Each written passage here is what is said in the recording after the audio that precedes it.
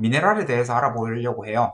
미네랄은 어떻게 보면 되게 심플할 수 있어요. 왜냐하면 사실 이 미네랄 강의는 중금속하고 같이 강의하려고 했는데 중금속만 하기에도 시간이 좀 벅차서 미네랄은 따로 이렇게 유튜브로 강의 시간을 빼도록 했고요.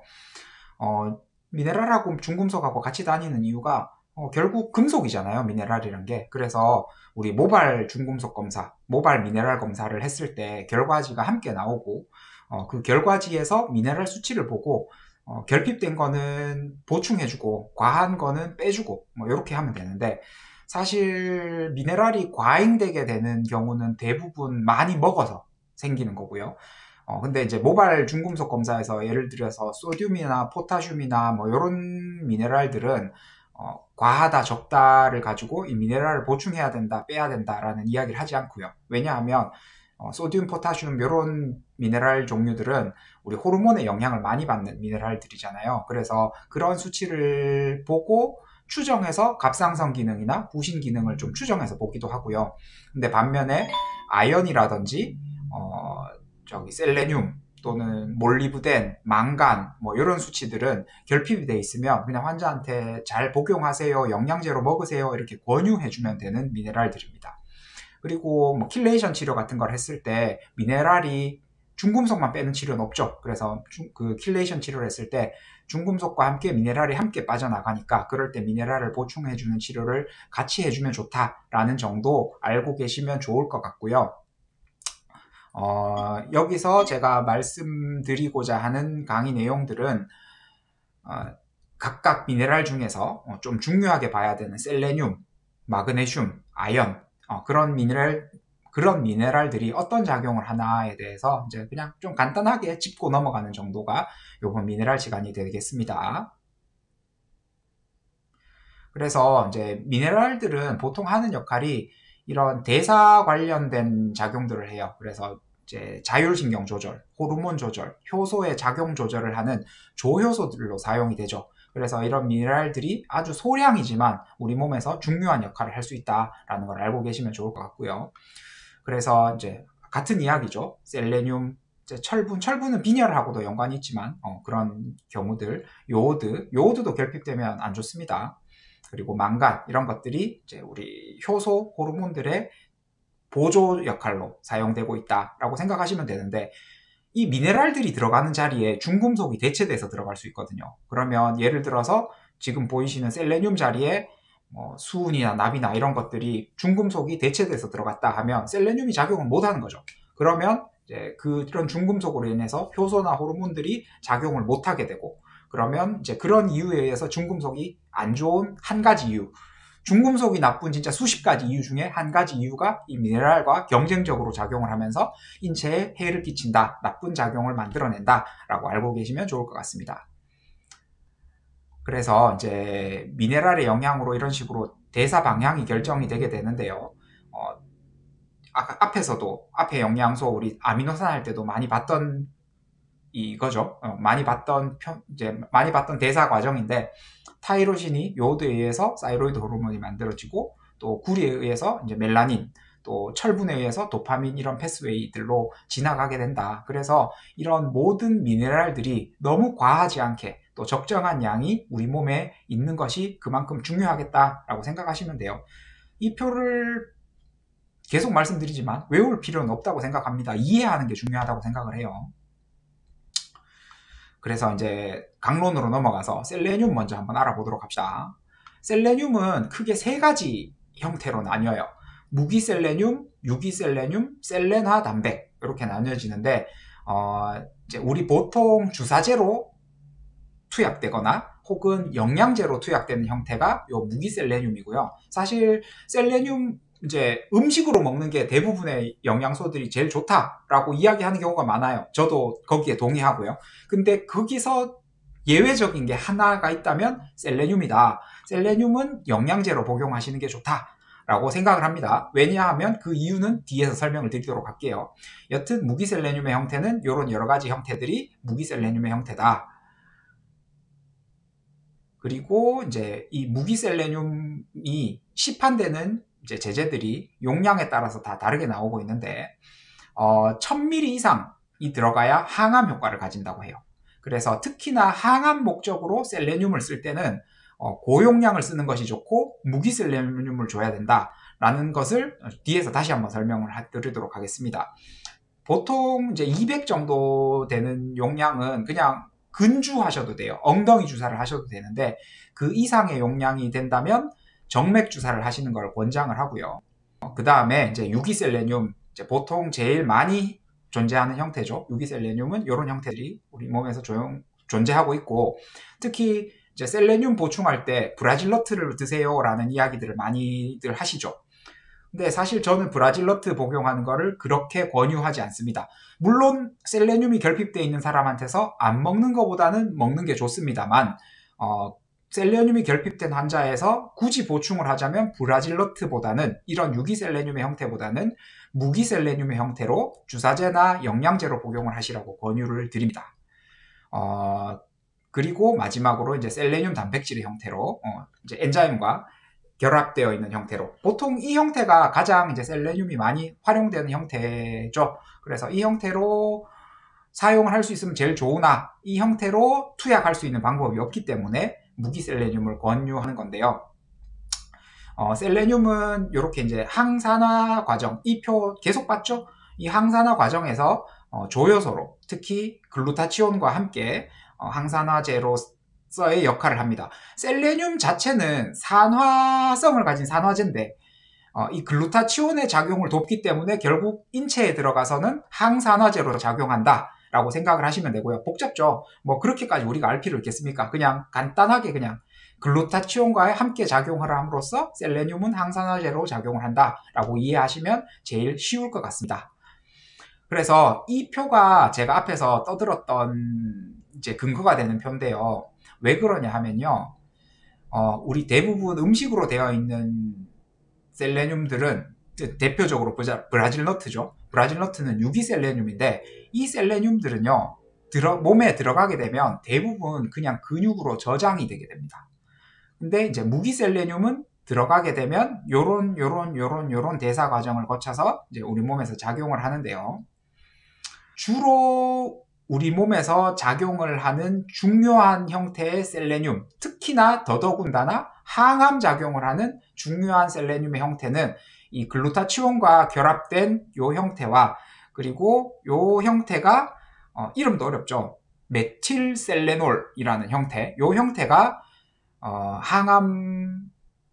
항암의 역할을 하는 작용을 합니다. 그래서 요 두 가지 폼이 가장 중요한 폼이라고 보시면 되는데, 유기셀레늄을 먹으면 대부분 95% 이상 근육에 저장되어 있다가 아주 서서히 5%에서 10%씩 한 달 이상에 걸쳐서 서서히 이런 폼으로 변해서 우리 몸으로 나오게 되고, 여기서 순간적으로 요 폼, 이제 메틸셀레놀의 형태로 전환이 되어서 대사가 되게 됩니다. 그래서 이 폼을 만들 수가 없어요. 유기셀레늄을 먹어가지고는. 근데 이제 유기셀레늄으로 들어갔을 때는 요렇게 요 형태로 전환되는 게 15분 만에 97%, 특히나 이제 수액제로 들어갔을 때는 97%가 15분 만에 이렇게 변형이 된다고 합니다. 그래서 이제 무기셀레늄으로 들어갔을 때 조금 더 셀레늄은 좋은 작용을 한다, 조금 더 효과적으로 작용을 한다라고 생각을 하시면 되겠습니다. 더군다나 아까 항암 목적을 할 때는 아주 고용량을 순간적으로 투약해야 된다라고 했던 이유가 이런 폼으로 우리 몸에서 존재할 수 있는 시간이 그리 많지 않아요. 셀레늄이 불안정한 폼이기 때문에. 그래서 아주 고용량으로 순간적으로 들어갔을 때 이런 폼의 셀레늄이 올라가면서 그 순간 항암 작용을 하고 대사되어서 우리 몸에 저장되거나 몸 밖으로 배출된다라고 생각하시면 돼요. 그래서 이 표 하나만 잘 숙지하고 있어도 환자들이 잘 모르고 오는 경우가 많아요. 그냥 셀레늄, 무기셀레늄이 있다, 유기셀레늄이 있다 이렇게 분리된 것도 모르고 오는 경우도 많고, 그냥 암 환자는 브라질너트 먹으면 좋다 뭐 이런 이야기만 듣고 오는 경우가 있는데, 거기에서 이제 우리가 설득할 수 있는 근거가 되는 아주 중요한 표입니다. 이 표는 정확하게 이해하시는 게 도움이 많이 될 겁니다. 그래서 이런 셀레늄들이 저런 작용을 통해서 항암 효과, 안티에이징 효과, 면역 증강 효과, 또 뇌 기능 개선, 심혈관 질환 도움, 또 갑상선 호르몬, 항바이러스 효과, 그리고 뭐 심지어 우리 불임에도 셀레늄이 좋다고 하죠. 뭐 그런 효과, 알러지 같은 자가 면역성 질환에도 도움이 된다. 이런 이야기들이 나오는 이유들의 근거는 저기에서 나오는 거고요. 근데 이제 실제로 우리 외래에서 저는 이제 주사제로는 셀레늄을 자주 활용하지 못해요. 그 이유가 이제 셀레늄은 제가 앞에서 말씀드렸지만 비타민 C랑 믹스했을 때 침전물이 생기죠. 그래서 이제 수액을 줄 때 저는 환자들에게 비타민 C랑 셀레늄을 같은 날 주지 않습니다. 그 이유는요, 저만 똑똑하다고 외래 진료를 정확하게 볼 수 있는 게 아니에요. 왜냐하면 직원들 교육도 늘 시키고 이제 협업이 돼야 되는데, 직원들은 우리 항상 바뀔 수 있잖아요. 바뀔 수 있는데, 저는 비타민 C랑 사실 비타민 C 마이어스 칵테일을 먼저 맞고, 그 다음에 아미노산에다가 셀레늄을 믹스해가지고 먼저 맞고 그 다음에 이어서 맞았을 때는 침전물이 생겨서 문제가 될 가능성이 제로죠. 근데 오더를 낼 때 우리가 비타민C 먼저 주고 아미노산 주고 이렇게 오더를 낼 수가 없잖아요. 근데 그러면 이제 같이 뭐 비타민하고 셀레늄하고 같이 오더를 냈을 때 직원들이 실수로 비타민C랑 같이 믹스할 수도 있단 말이에요. 같은 날 치료를 하면. 그런 가능성조차도 저는 배제하는 게 좋다고 생각을 해요. 그러면 비타민C는 무지하게 자주 활용되는 수액 제제 성분인데 비타민C가 들어가는 날 셀레늄을 이런 이유에 의해서 배제를 해버리면 셀레늄을 쓸 수 있는 날이 그리 많지 않은 거죠. 근데 이제 그럼에도 불구하고 감기 걸렸을 때는 셀레늄 들어가면 좋거든요. 뒤에 이제 논문도 제가 첨부를 할 건데, 그랬을 때는 이제 아주 조금 낮은 용량의 100이나 200 마이크로그램 정도를 엉덩이 주사로 근주한다면 큰 문제가 되지 않을 것 같고요. 비타민C가 다 들어가고 나서 아미노산 100에다가 믹스해서 이어서 주면 뭐 큰 문제가 없습니다. 근데 이거를 이제 까딱 잘못해서 직원이 실수했다 하면 이제 침전물이 생기니까 그런 위험성이 있는 행동은 하지 않는 것이 좋다는 게 제 가치관이라서 저는 우리 병원 외래에서 비타민C랑 셀레늄을 같은 날 얻어내는 경우가 거의 뭐 제로에 가깝다 생각하시면 됩니다. 그럼에도 불구하고 항암하는 환자들 부종이 있을 때 셀레늄 주면 좋아지는 경우가 많고요. 또 항암 목적으로 또 셀레늄을 줘야 되는 경우도 있고, 또 혈액이나 모발 검사상 결핍이 있을 때는 셀레늄을 또 보충해야 되는 경우가 있죠. 그럴 때는 이제 또 비타민C 하는 날이랑 다른 날 오시라고 해서 주사를 하는 경우가 많습니다. 그리고 이제 항암 환자 같은 경우에는 무조건 IV 하는 게 좋죠. 영양제로 먹는 것보다는 IV가 좋은 이유는 앞에 제가 표를 보면서 그림을 보면서 설명을 드렸어요. 그래서 논문을 보면 이제 면역력에 셀레늄이 도움이 된다라는 내용, 그리고 이제 바이러스 감염, 우리 감기 같은 거 걸렸을 때 이제 물론 쥐실험입니다만은 셀레늄이 도움이 된다. 특히나 셀레노 프로테인이 더 좋죠. 그리고 이제 항암 효과, 암의 전이에도 셀레늄이 도움이 된다라는 근거 논문들이 이렇게 첨부했으니까 한번 참고해서 보십시오. 그래서 셀레늄은 여기까지 정리를 하면 되고요. 그 다음에 아연에 대해서 보도록 하겠습니다. 아연은 제가 비교적 많이 사용을 하는 편입니다.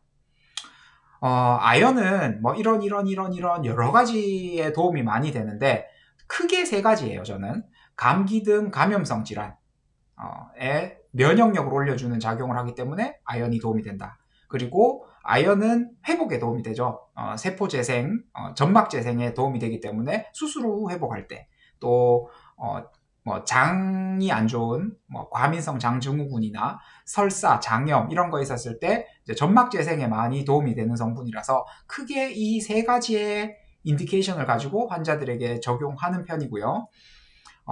이제 손톱에 이런 표시가 있으면 아연 결핍에 한 가지 단서가 된다. 아연 결핍을 의심해 볼 수 있는 한 가지 단서가 된다라고 생각하시면 되는데, 요게 있다고 무조건 아연 결핍은 또 아닙니다. 검사해서 확인 한번 해보시는 게 좋고요. 특히 암 환자들이나 항암하고 있는 환자분들은 아연 결핍되어 있는 경우가 생각보다 많습니다. 그런 경우에는 검사를 통해서 확인하고 결핍되어 있는 걸 보충해 주는 게 좋다라고 생각을 하시면 되겠습니다. 근데 아연을 주사제로 줄 때는요, 좀 주의사항이 있는데요. 아연도 비타민C랑 마찬가지로 강한 상성 성질을 띠고 있어서 혈관통이 있어요. 그래서 탄산수소 나트륨 가지고 이제 혼합해서 산도를 중화해서 혈관통을 좀 줄여줄 수도 있는데, 여튼 이제 아연을 줄 때는 항상 혈관통을 좀 주의하셔야 되고요. 그리고 이 아연을 고용량을 빠른 속도로 투여하면 이제 플러싱이나 이제 이를 땀이 난다든지 시야 장애라든지 이런 증상들이 있을 수 있습니다. 그래서 아연 같은 경우에는 좀 서서히 투약을 해야 됩니다. 그리고 이 질문 진짜 많이 하시는데 아연은 마이어스 칵테일에 믹스할 수 있습니까? 라는 질문을 많이 하시는데 예, 믹스할 수 있습니다.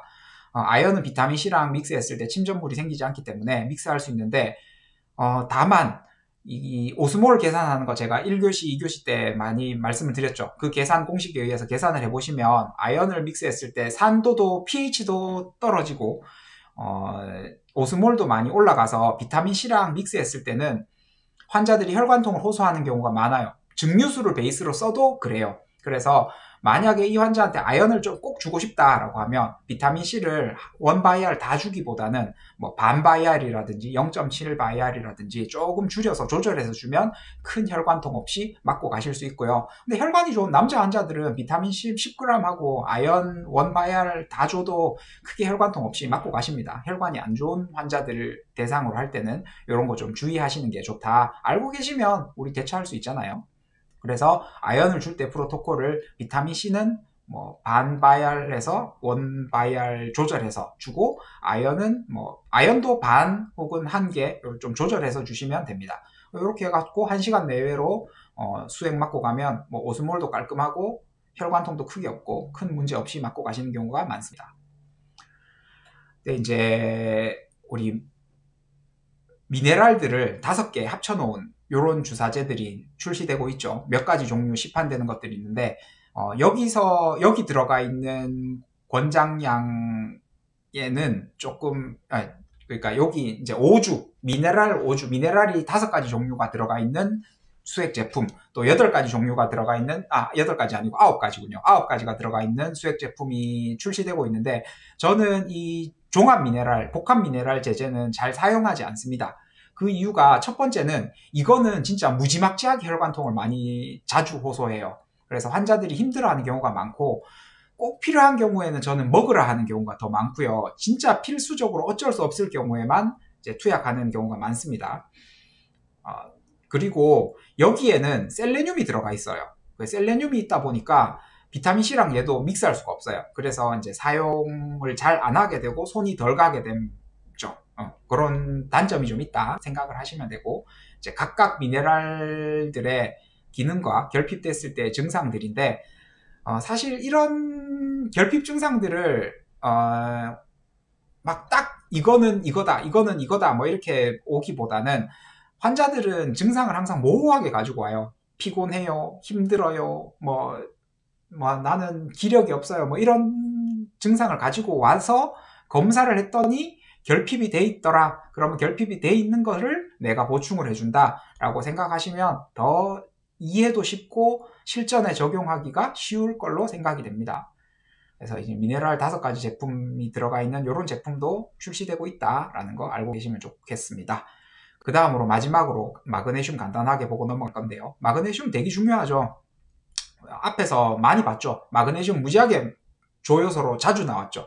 그래서 미네랄계의 감초, 빠질 수 없는 미네랄이라고 해서 이제 그렇게 이제 미네랄계의 감초로 불리기도 하고 특히나 비타민들의 조효소 이제 함께 이런 대사의 촉매제로 사용도 되고 그리고 이제 널브를 좀 스테빌라이제이션 시켜주는 그런 기능이 있어서 통증이 있을 때 또 경련이 있을 때 도움이 된다고 해요. 그래서 뭐 눈 떨린다 했을 때 눈 떨리는 이유가 반드시 마그네슘 결핍은 아니지만 눈 떨림 있는 환자한테 마그네슘 또는 포타슘 이런 거 한번 보충해 보세요 해보는 이유가 이런 마그네슘 결핍이 됐을 때 근육 경련, 통증이 있을 수 있어서이고요. 그리고 마그네슘은 이제 혈관 확장 효과도 가지고 있기 때문에 혈압의 안정화에도 도움이 됩니다.